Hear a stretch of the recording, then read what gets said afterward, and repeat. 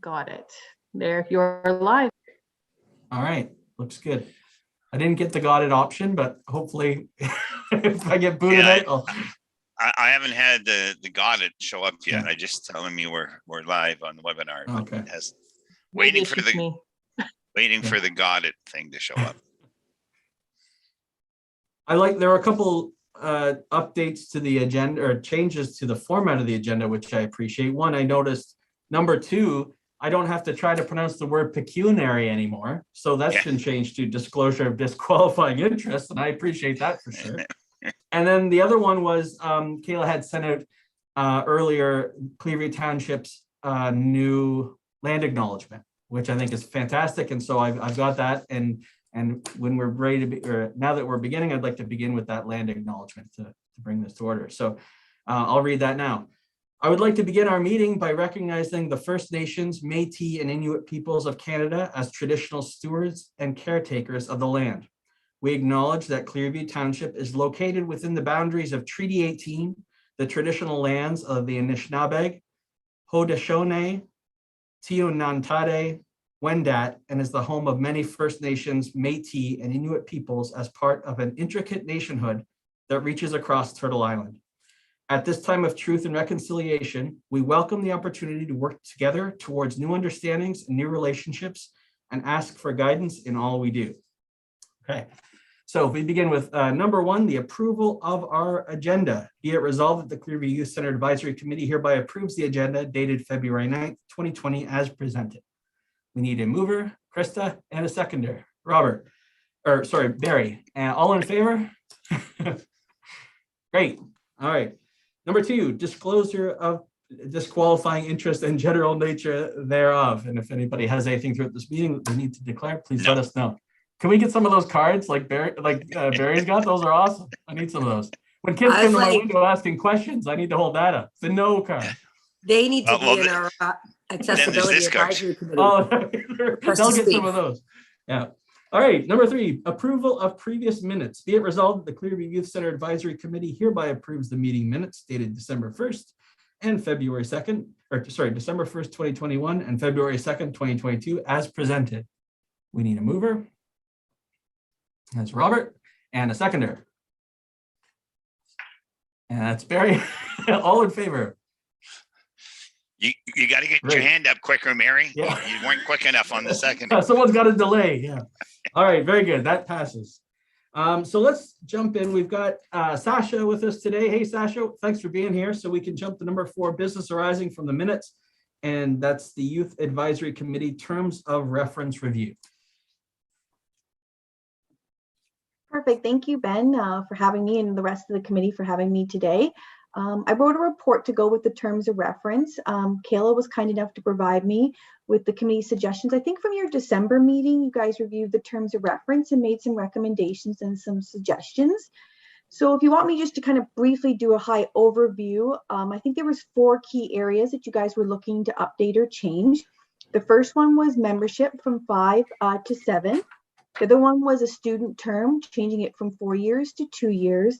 The third one was the inclusion of volunteer hours. And then the other one was a reference letter. So just to kind of give you an overview of the membership, changing it from 5 to 7. It is a great suggestion, but as I outlined in my report, we want this committee to be successful. And sometimes when we increase the membership, we may not get that amount of people looking to be volunteers. We find that with a lot of our committees, there seems to be a little bit of apathy with volunteerism. So we want this committee to be successful. I think it's good to start with maybe 5 members. And then if we think during the term that we can update to 7 members, because there seems to be an interest, we can progress that into the next term of council. But our main reason is we want it to be successful. We feel 5 is strong. We'll have the council member rep. In addition to that, we will also have the representative that's over 19 years of age. And we feel if we can get 3 youth members, we would be very lucky, and hopefully we can move from there. And then from the student term for 4 to 2 years, I think that's a great suggestion. I know we usually do from our council term, which is the 4 years, but with students, as we know, that they can graduate, they can move from that 14 to 18 year category. And it might attract more people because 4 years can seem like quite a long commitment, and 2 years maybe seems a little bit more manageable for our youth. So I think that's a great suggestion, and we're willing to make that change in the terms of reference. For volunteer hours, I think that is also great. It's also a way to maybe attract more youth as members. I know, Ben, you're a guidance counselor with the school board. If we could just get something just to confirm that before we add it into our terms of reference, that this committee work would fall under that inclusion for volunteer hours, then I think it's great to put that in, and another incentive to get the youth to join. And then just the last point about a reference letter, another great suggestion. However, we're trying to be fair across the board regarding our committees, and we don't require reference letters for anybody else. Obviously, we do criminal background checks and things like that for many of our committees. We want to make it so that it's enticing to join this committee, and we feel that adding a reference letter and requiring it and mandating it might be a deterrent for some people. If others give us a reference letter, that's great. A lot of our committee applicants will attach a resume to their application forms, not required by the township, but it's always nice, and it's a little extra bonus for council to see. So I'm apprehensive, and I would prefer not to include a reference letter in there just because we don't require it for our other committees, and I do want to be fair. Those were the key points that I wanted to bring up that the committee provided feedback on, but I'm willing to answer any questions and have further discussion. Sasha, maybe I can start in terms of the SCDSB's requirements in terms of the volunteer hours and what those can look like. We follow the very broad and sweeping guidelines that the Ministry of Education has given us. And I know that each school maybe interprets things in a slightly different way, but there are some general key points that I can pass along, and this would fulfill that. The only exception would be that if the committee meetings took place during school hours or a time when a student was supposed to be in class, and I can't see that as being something that would typically happen. Perfect, that's great information. So 3:30 would be appropriate, is the youth are out before then? Okay. That's right, yep. Were there any other questions or comments coming from the recommendations that Sasha had shared with us? In He's the regards, lady. Sorry, go sorry, ahead. thank you. Go ahead, In Krista. regards to our reference letters, because I know that I was one of the people that did suggest that as well. The youth criminal record checks is one thing, but I mean, youth under the age of 14 might not have that. And I mean, other than that, what else do we do? Because I think it was Deputy Mayor that brought it up last time in regards to how do we find out more about the youth? Right, that was a question, is how do we find out more about the youth? And it's not just, oh, I want volunteer hours, but I have no political views at all and no interest in political or the youth of Wasaga Beach, or I just want my hours. Like, how do we find that this is the right person for the job? I think I can help answer that question. Yeah. So our committee and board applications are geared to kind of give council a synopsis of what this person is like, what they're about, and why they have an interest in that committee or board. What we can do is we could modify our application for the youth center and maybe have a little bit more youth-oriented questions on there specific to people who are applying as a youth member. And we can definitely do something like that to kind of get a little bit more snapshot of the youth as opposed to just a regular committee and board member for our other committees. Yeah, I think that would be good. And again, mother of a 17-year-old, I know that she would answer the questions very differently than I answered the questions 4 years ago. So yeah. Absolutely, that would be my only input. Other than that, everything else sounds good. So yeah, I can make that notation, and Kayla will be the one helping develop those application forms. So we can definitely look at adding some more questions for the youth committee and the youth. You're welcome, Kayla. Sasha, you mentioned that when someone applies for a position like this in a council or a member of council, that they could attach a resume and so that could still be an option, that it would be that if a student felt like they wanted to include a reference letter that they had, they could attach it even though it's not required. Is that correct? That's correct. And we can We can encourage it if we want. We can just say, feel free to add a reference letter or any accommodations or commendations, that you want to add to your application. And the more information council gets, it's great. But yeah, just requiring it might be a little bit difficult, but we definitely might see more youth adding that, just because with job applications, I think it's probably something that you guys are requiring of youth and advising youth that it's good to have that when you apply for jobs and everything, just to give a bit of a character reference. Okay, excellent. Kayla, a question for you. At this stage, since these were just recommendations put forward by the committee, and of course the decision lies in the hands of council, I'm going to assume from that we wouldn't necessarily have to make any adjustments or amendments. We've put forward some ideas. We got some excellent feedback as to what would work and what didn't. Do we have to change anything at this point, or council knows this and they'll be moving forward with the way that they know works best? Actually, in Sasha's report, she does have a recommendation. Okay. That be it resolved, the Clearview Youth Center, so that you receive the report, that the committee endorses the draft term of references, draft terms of reference as attached. So the new ones that Sasha has just discussed and provided that brief overview of the changes and why. And that the terms of reference be provided to council for their consideration. So Sasha is essentially looking for this committee to support that as she moves forward to council. Understood. I didn't see that, but I might have just missed it. Where would I find that in the terms of reference package that you can draw my attention to? You in the chat if you'd like to. Oh, sure.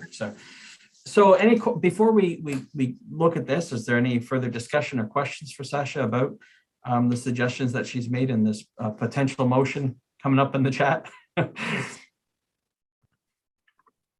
And just to jump in, I appreciate the good feedback, because this is something I'm going to outline in the report to council, that the committee really looked at these terms of reference, looking at what was best for the transition of the committee, because I know council will ask that question, which is why we brought it to the advisory committee first, because you guys know the inner workings of how things are going with this, and you guys provide some valuable input. So I'm glad we were able to go through this process together, and council can really look at what you guys have recommended and feel good about those terms of reference.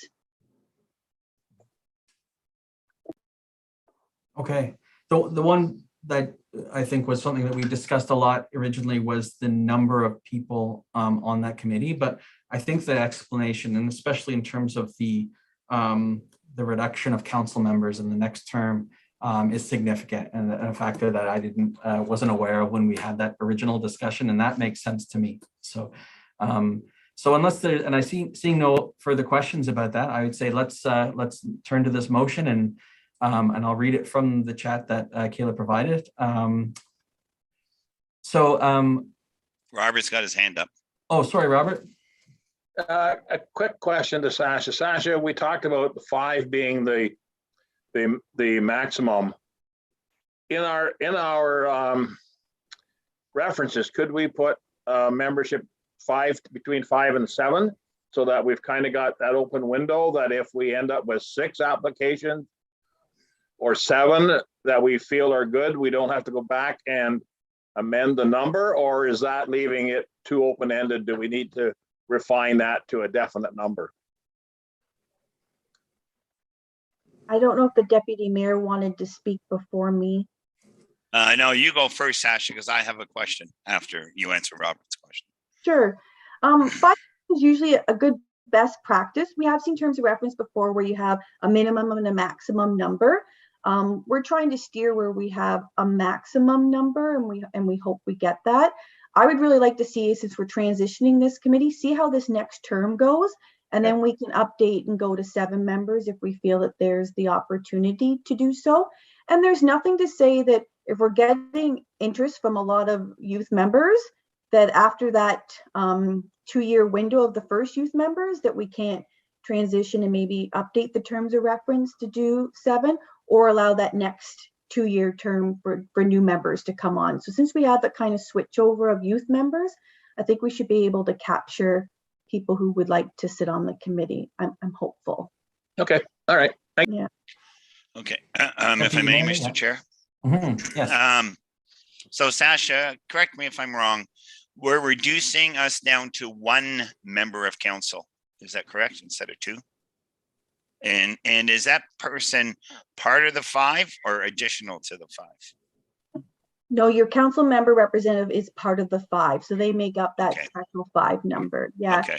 And we did that Okay. reduction just because, as Ben mentioned, since we're doing a reduction in council members with the ward boundary, I think we'll see that maybe the 2 members on committees from council is something that we're maybe not be able to facilitate. And a majority of our committees only have 1 member usually sitting. So we don't want to burn out our council members. Great. And then, but there's no reason if we had our 5 members, all adults, we could still appoint a representative from the youth to be at our meetings. Is that correct? We could, because I think we have a youth representative. So I thought 3 currently- members. Oh, sorry. Go ahead, Sasha.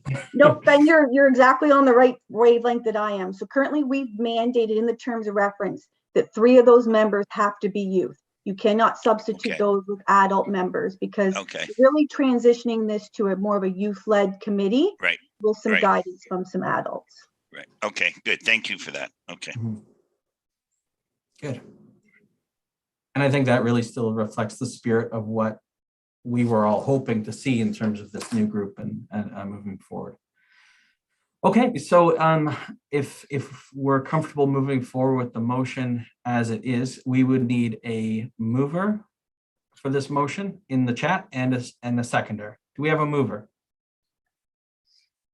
Moved by Krista and seconded by Mary.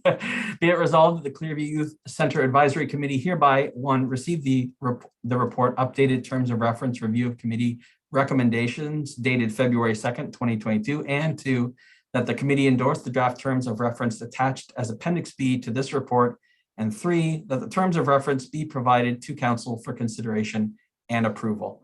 All in favor? Okay. Excellent. Looks like that passes. Great. Thank you so much, Sasha.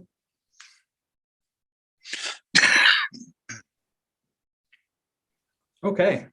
So great stuff. So let's then jump into our coordinator report for Shannon. Thank you so much. So I just hope everyone's doing well. Oh, I don't know if I can't hear you, Shannon. I don't know if it's, I see you unmuted, but I don't know if. How's that? Better. Gotcha. Perfect.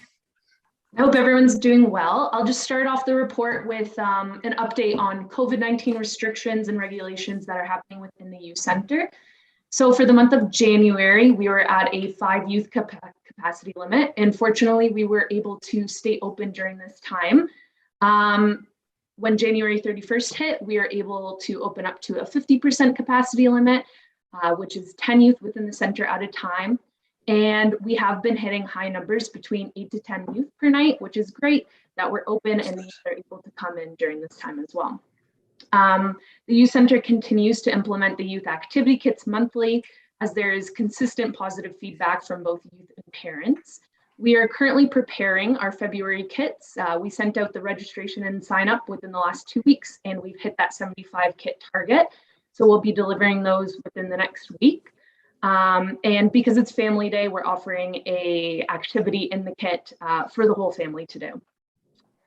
And then related to the capacity limits. So because there's capacity limits in place, and there have been within the last month and a half, we've been offering more virtual programs for our youth. The virtual programs have been really positive, and we've gotten some great feedback on that as well for the youth who cannot come into the center. An example of this is we've been doing virtual baking weekly, and we've changed it to bi-weekly for the month of February. So once a week, we will deliver ingredients in a kit to youth across Clearview. And then with their kits, they meet us online at a certain time and we bake together, and they learn how to bake the ingredients. They get a recipe with them. So they're able to be independent through doing it virtually, but also have some assistance from myself or the youth center assistants who would meet them online to do the speaking. And that just shows you the importance of having virtual program options for the youth, as again, these youth virtual programs have hit the number of registrations. So we usually do 10 youth, and it's been hitting the 10 youth for each week that we've provided programs such as virtual baking. Just some statistics. So for the month of January, if we were to include virtual programming, we've actually had 9 new members join us for both in-person and virtual programming, which is pretty substantial to see due to COVID-19 restrictions and capacity limits. So it just goes to show you how beneficial it was to have the youth center open during this time, as it was a place that the youth were able to visit that felt comfortable to them during these restrictions and regulations. And then, as noted in the committee meeting in December, our focus for January was on the mental well-being of youth within Clearview. And with daily social media posts and programming surrounded on the topic of mental well-being, Bell Let's Talk actually reached out to us to help support us with these programs and media resources, and sent us a package of resources and supplies to keep our youth on the topic of mental health and to keep the conversation going within the youth center. So it just helped us prepare for programs by being able to supply youth with different materials and resources that they could take home or use within the center to just help them feel like they're not alone, or if they needed to reach out to someone, having the information to do so. And for the month of February, we have some great programs planned, a lot of which are outside, so we're able to interact with more youth in a controlled setting, such as snow tubing, snowshoeing, which we did last Friday, which was a hit. The kids loved it, and we're able to get outside again and get some fresh air. And we're actually going to Barrie this Friday for their winter festival, which involves skating and a DJ. And that is the update for the last month and a half for the youth center. Fantastic. And we got a question from Deputy Mayor Burt. Yes, Shannon. Yes. Yeah, when you say you're doing this thing in Barrie, how are they getting there? Do we still have that van available to us? We do. Okay. And how many does that van sit? So it's a 12-seater van. So we have to have 2 employees in the van at all times with the youth. Right. So then we're able to sit 10 youth. And that's why we've kind of kept these outings at 10 youth. So we're able to take them. Excellent. Excellent. Wow. I can say it's just amazing to hear how these things have progressed. And I think of us who were on the committee in the early days when we were trying to get this committee started and all the, trying to get things off the ground. And it's just, it does my heart good to see how well and how great a job, you and your team are doing to keep this youth center operating and moving forward. You've done an excellent job. My compliments. Thank you very much. Yeah. Excellent. And Shannon, it's exciting to hear about the new people coming in, even despite the restrictions. That was going to be my question for you, because we've had probably close to a dozen families contacting us and saying we've just moved into the neighborhood, and this is over the last month or so. So we're either going to be starting here at the school, or have a child starting here at the school now or in September, and just it's that continual rush of people moving into this area, which is exciting. So we'd like to let them know that the youth center is a good spot to make some connections and find their feet here in Clearview. So I'm glad to see that they're doing that. Yes, me as well. Yeah. Awesome. Thanks, Shannon. Any other questions for Shannon at this time? I'd have one. Yeah. And this is just the noise that's made in my salon from moms of youth between the age of 14 to 18. A lot of them, obviously it's salon talk, and I get to hear a lot of personal conversations. But coming from a mom myself, can I direct parents to the youth center for some of that literature on mental health from Bell Talk? Like, do you still have anything access, or could I send parents to say, hey, why don't you go talk to Shannon at the youth center in Clearview? She's got access to information. Excellent. Excellent. Well, I can say it's just amazing to hear how this things have progressed. And I think of, think of us who were on the committee in the early days when we were trying to get this committee started and all the, trying to get things off the ground. And it's just, it does my heart good to see how well and how great a job, you and your team are doing to keep this youth center operating and moving forward. You've done an excellent job. My compliments. Yes, for sure. You can definitely send them our way. We still have lots of material from Bell Let's Talk, as they give us a substantial amount to last over a couple months. It would be great if they came in, because we can also connect to them with community organizations within the Simcoe area for any required needs that they may have, that they may not want to reach out to a parent. They may want to reach out to someone else in the community, and we're able to help them do so. Yeah, that's great. I have a lot of teenagers, youth that do confide in me more so than they're going to confide in their parents. So I like to know what my options are to direct them, other than CAMH or New Path and that kind of stuff. So something that's more internal, right in our town. So that's good. Thank you very much. It's good to hear. And of course, Krista, just on that note, we have resources, as you know, in the school that we can connect students to. Many of the same ones. One of the advantages of the school is some of those workers have scheduled times weekly that they will be stationed in the school to connect with students. And that time sometimes breaks down a bit of the barrier in terms of how do I get to these people and how do I make that connection, when it's simply a phone call at a class sometimes to come down to an office to meet with someone. That's a good way to open some doors too. But more resources we can get to connect these kids, the better. Ben, you should probably just reach out to said student, and you know who I'm talking about, to maybe let her know that those resources are available there for her, please, because she's asking for help now. Okay, we've got, that's good to know, Krista. Thank you. Good. Yeah, you're very welcome. Thank you. Sorry, guys, for making that a bit personal, but Ben does know the situation. So yeah, please reach out to her while she's in school. Yeah. Thank you. Yeah, keep a good thing going. Yeah. Yeah. Okay. All right. Any new business? Item number 6. I have a couple of things. At the Economic Development Committee meeting that the county held earlier this week, staggering numbers on the youth that are leaving high school without, I hear there's like a 50% dropout rate of students leaving after grade 10. Is how factual is that, Ben? Any idea? And is that happening here in Clearview? The numbers were staggering, how many students were dropping out of high school and not finishing. And they think COVID had a lot to do with it, because they don't want to do they don't want to do the online stuff. But have you heard anything about this? Or? Well, I mean, absolutely, COVID has had a huge impact. Now, like in terms of a student dropping out and saying, I'm no longer part of an education system, no, I haven't. Now, are there students who are off track because of COVID? Absolutely. And so there are many students I'm working with now who are talking about, okay, so this might not happen in 4 years because of the blip on the radar. But not, hey, we're done with education. So I haven't seen so much of that. We also have seen some students who have been looking to, say, switch the model, right? Who have said, under the circumstances, we need something a little bit different because of our own personal situations. Be it we have someone in the house perhaps who might be immune compromised, and that we feel uncomfortable having the children coming into the school and so on. And in which case we've found alternative programming, but those students I wouldn't classify as dropping out of school. Of just we've changed the plan, and it might be through a different vehicle through which those kids are presently continuing. But I haven't seen dropout rates at least. So nothing out of the ordinary. We're still connected to the kids, and our school board has a couple different pieces in place.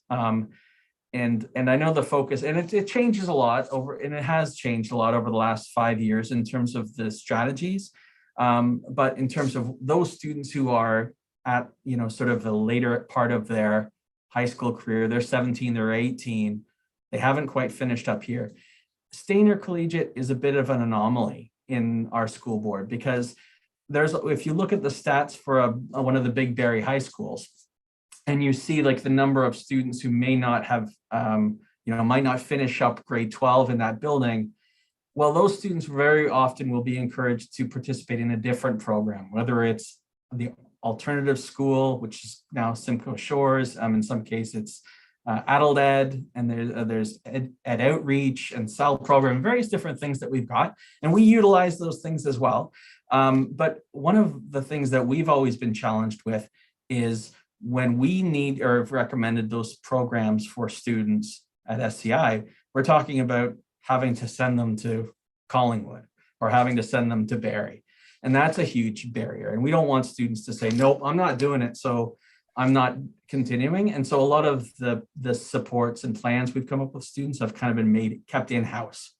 So while the plans might have been a little out of the box and it might have taken a little longer, usually we've worked with a lot of students here and continue to. Okay, good. No, But I haven't because seen it's those kind of stats you're talking about now. okay, because it was brought up, and one of the big issues today, you know, from an economic development point of view, is you know, youth getting into the trades, because there's such a, you know, a deficiency in trades. And you know, they said, is there a way that we can attract these youths who aren't finishing, you know, their grade 12 and that to look at getting into skilled trades and make good money, and you know, and because they're, you know, and it's one of our biggest problems when we're trying to attract, you know, businesses and industry to come here, is there's just not a whole lot of, you know, skilled trades. And we have some skilled trades, but there's always a need for more skilled trades.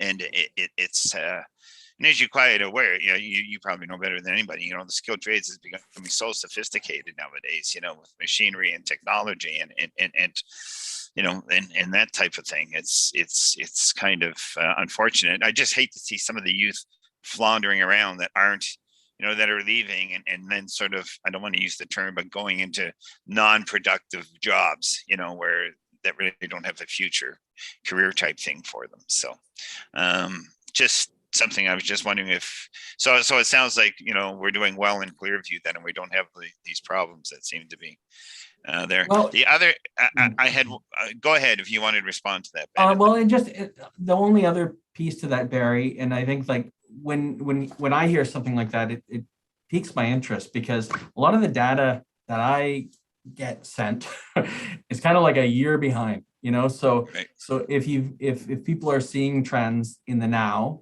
you know, I'm getting reports from what happened last year and the year before is often the way our school board kind of shares with us in terms of the trends of way things are going. So I don't know if there's a better way to get the information to see what's like in the moment, but so again, I love to hear more about what's going on right now if they've got more up-to-date stats. Right. Okay. Well, let me look and see what information, because I know we're always putting on. I know up in I'm going to say center, no, but up in Elmville, we usually do a job job market, or where we have different industries come in and do on a presentation so that kids can see, oh, I wouldn't mind going into that field, or I wouldn't mind going into that field. And maybe that's something we need to look at doing in Clearview is at some point. I don't think now is the time with COVID and everything, but you know, so sort of an education to the kids as to what, you know, what careers are available that aren't always, you know, heading off to university type thing, you know, that there's careers in this and careers in that can be fulfilling educational careers, you know, and that type of thing. So anyways, the only other thing I wanted to mention in new business is that I am pleased to announce that Clearview Council has recognized Girl Guide and Boy Scout Week, and have done a proclamation, and we'll be flying the Scout flag and the Guide flag from February, I got to check the dates here, February 21st to February 25th. And so that's obviously a youth organization, and we're happy to see that's it just helps promote the youth within Clearview and things that we're doing. And I know, Barry, you've got a long history with that organization as well, personally, right? Yeah, I kind of put forth the motion. Yeah. Well, that's fantastic. And Robert supported it. It was like, yeah, I think Robert seconded it, didn't he? It was like, anyways, yeah, no, it was. So we got that recognized, and because we do have youth, and we do have Girl Guides and Boy Scouts, and you know, in the group. So it's always good to recognize our youth organizations that are all working together for the same cause. That's excellent. Thanks for sharing that, Barry. All right, if there's no new business at this time, I'm looking at the calendar and I'm thinking that I know we've been going kind of an every other month schedule, and I believe that would put our next meeting for April. And would that be Wednesday, April the 6th? I think Wednesday, April the 6th. Sounds good. Yeah. So Sounds good. so let's- Wednesdays are usually okay days for me. Yeah. Mondays, Tuesdays, and Thursdays are horrible, but Wednesdays are usually okay for me. too. Wednesdays can be okay. All right, so we'll stick with that and put that, and I'll share that with Kayla. And then I guess we need an adjournment. So be it resolved that the Clearview Youth Center Advisory Committee hereby adjourns at 4:07 p.m. I need a mover. Krista and a seconder. Put your hand up, Mary. I was gonna say, let's give one to Mary. Mary, all in favor? Awesome. All right. Hey, it's awesome connecting with you folks again. Thank you so much. And we'll look Always. forward to connecting again in April. And, Thanks, Ben.